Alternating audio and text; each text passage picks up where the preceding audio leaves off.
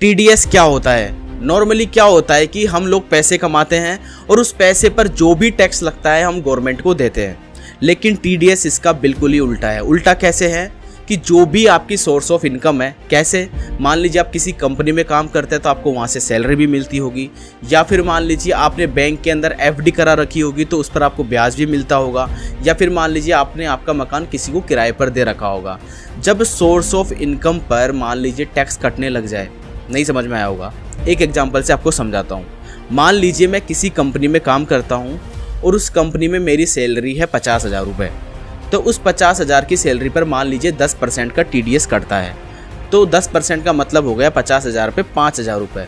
तो जब वो कंपनी मुझे सैलरी देगी तो वो 5,000 रुपये टैक्स के काट लेगी, यानी कि टीडीएस काट लेगी, और उस 5,000 रुपये को वो इनकम टैक्स यानी कि इनकम टैक्स को वो दे देगी।